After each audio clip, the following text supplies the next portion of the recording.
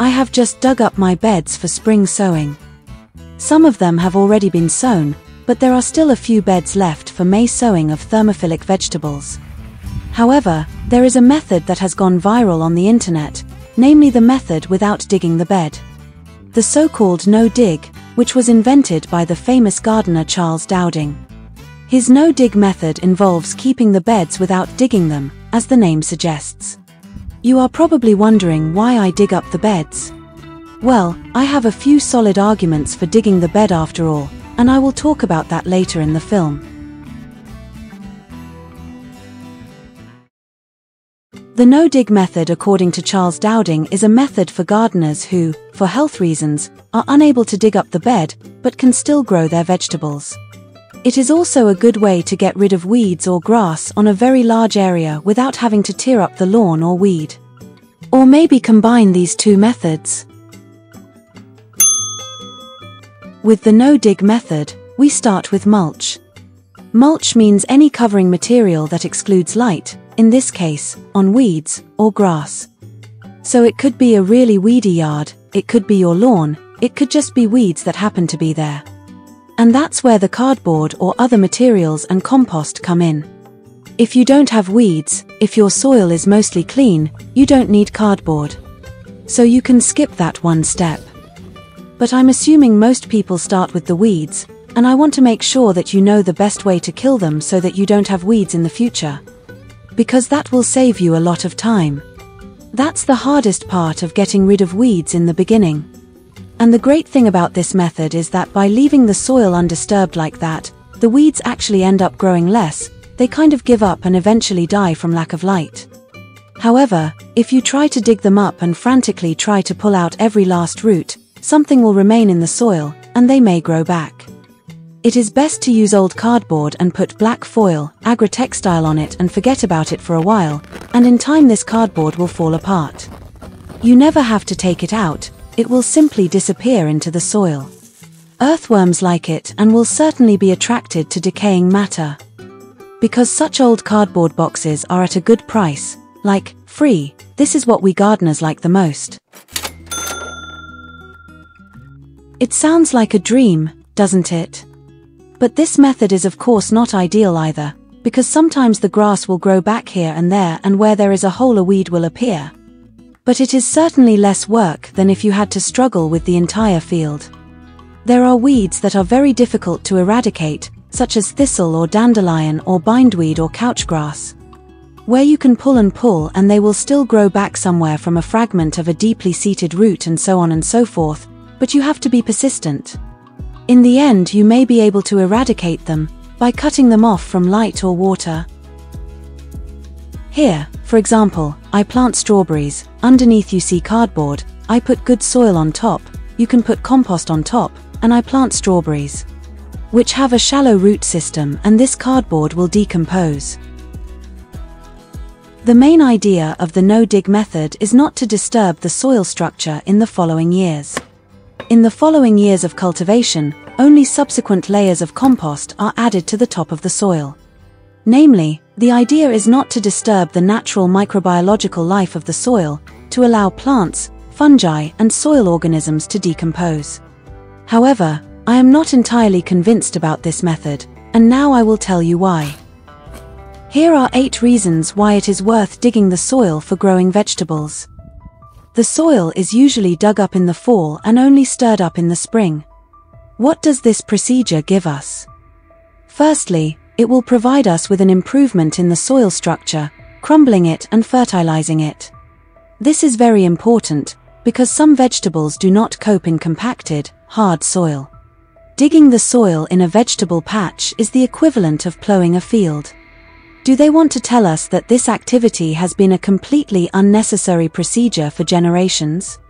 Didn't it all start with someone planting in undigged soil and it grew poorly, so the plowing method was developed?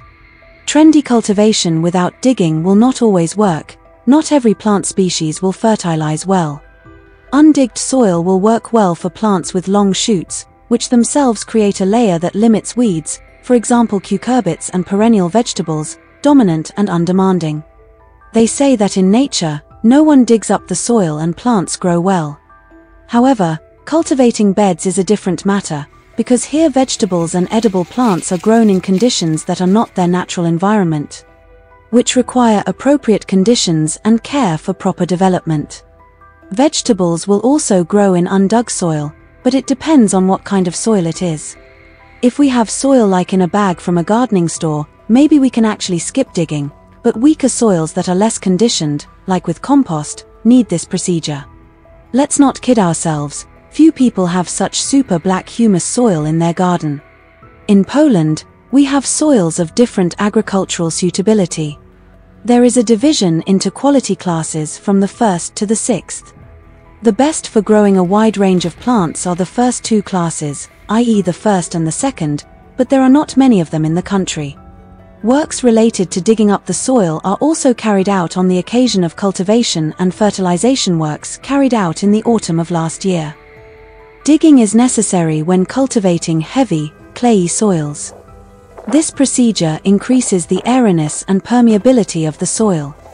However, this procedure should be performed mainly before winter, leaving the soil in a so-called sharp furrow without fully turning the furrow, without raking and leveling, thanks to which it will be exposed to frost and will also collect more rainfall. Light, permeable and airy soils can be dug up in autumn only after applying fertilizers, for example compost or manure, because they tend to dry out, absorb and store water less well, but also become more barren, and the organic matter contained in them decomposes faster. Light soils should be dug up only in spring. It is also worth fertilizing them in spring because nutrients are washed out of them more easily. How to check the soil? Take some in your hand and crush it. If it flows freely through your fingers, it is too sandy. The kind that clump together and doesn't crumble at all is clayey.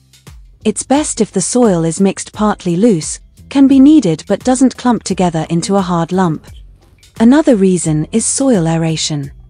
Autumn digging improves soil structure. November is the last call for autumn digging. It is during the freezing and thawing of water that a valuable lumpy structure is created in the soil. Earth left in a sharp ridge accumulates more snow than compacted and undigged soil. In spring, meltwater supports plant development, creating the right conditions for rapid growth. Pathogens that cause plant diseases pass into spore stages in the form of spores and mycelium, so they can overwinter either in the soil, on weeds or crops, especially on perennials, as well as on infected seed material. By digging up the beds, some of the pathogens are covered with soil, which in spring will have a limited ability to migrate and take over new plants. The digging procedure is performed to a depth of 30 centimeters, for example the size of a shovel. This is no coincidence. Anaerobic pathogens are found at this depth, which must be brought to the surface to be destroyed, and aerobic pathogens should be buried at this depth, which will die buried under the soil. It is therefore important that during digging, in addition to the above-ground part, the roots of the diseased plant are also removed if the bed was attacked by the disease. It is also worth remembering to rotate, for example plant vegetables from a different family than before, every 4 years, so that pathogens do not have a chance to attack the same vegetable again the following year. Exposing the soil helps fight not only diseases but also pests, such as wireworms or grubs. A depth of 30 centimeters is enough to extract pests from the soil. After digging the soil, spores of pests are extracted from deeper layers to the surface, after which they die due to low temperatures or are eaten by birds. We stick a spade in and turn the excavated fragment upside down. Most pests live, hibernate and feed in the soil, so if we do not get rid of them, we can only watch as vegetables wither. Soil pests include various nematodes, springtails, larvae of some beetles, flies and butterflies, for example wireworms, grubs, sloths, litter beetles, cutworms. Soil is also a shelter for snails and rodents. Wireworms and grubs that feed on vegetable roots can do this for many years because their larval stages sometimes last up to 4 to 5 years. By digging up the soil, we get rid of them or can at least disrupt their development. It is worth remembering that birds also help in pest control and will happily eat dug-up larvae. Of course, We protect earthworms from birds by placing them back in the soil. The larvae of beetles from the click beetle family, Y-worms, develop in the soil for 4 to 5 years. Y-worms cause the greatest damage in the 3rd or 4th year of their development. The largest number of Y-worms gather in meadows, pastures, on perennial grass plantations and in places overgrown with couch grass. Cutworms are caterpillars that feed on the plant in the first 3 stages of development, then in the 4th stage, they go down to the soil and there feed on roots. Tubers or come to the surface at night, nibble on plants, which fall over because of this. However, if we want to be 100% sure of getting rid of soil pests, we should dig the soil 2 spades or about 60 centimeters. The reason is the grubs. In our conditions, their development lasts 4 years and during this period they feed on underground parts of plants. They are most voracious in the 2nd and 3rd year of life. In June of the last year, the larva goes down to a depth of 0.5 meter and pupates.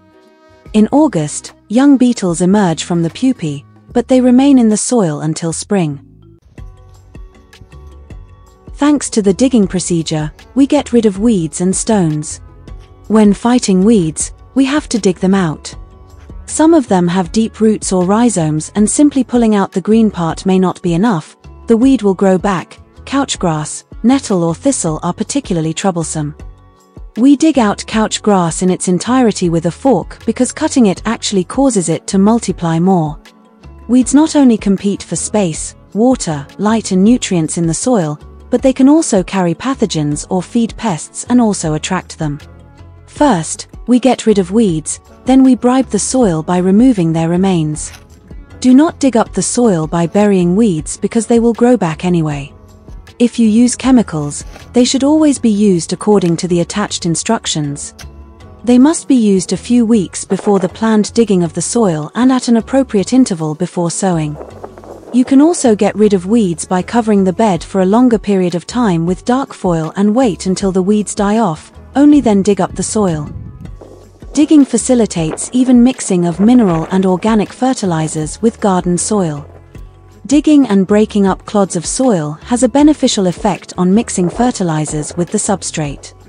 During this procedure, you can immediately add natural fertilizers in the form of compost or manure to the soil. Digging is necessary if manure, green fertilizers, or lime fertilizers were used in spring. Digging the soil is done sufficiently early before sowing, from 3 to 5 weeks. Plants planted in the dug-up soil will develop better. Soil dug up in late autumn warms up better and faster, and thanks to this, you can start cultivating it earlier in spring. You can use compost in autumn and spring, but manure is only suitable for feeding the soil in autumn. It is an exceptionally strong fertilizer that needs time to decompose, and if it is too fresh, it could damage young plants. There is nothing to prevent you from using diluted manure or plant slurry in spring. If we have light soil, organic fertilizer will enrich the soil with humus, providing not only more nutrients, but also better water retention in the soil and creating a better soil structure. How to dig up soil with manure or compost. The fertilizer should be scattered on the soil, then the whole thing should be dug up thoroughly and mixed. It is important not to leave organic residues on the surface, because the fertilizer loses its power due to oxidized mineral compounds. Over time, it will be enough to mix a shallow layer of soil with organic matter. Let's also remember to mulch and enrich the soil so that it becomes rich in humus and biological life. And what do you think about digging or not digging? Are you a supporter or opponent? I'm curious how you cultivate your bed, so share in the comment. See you soon.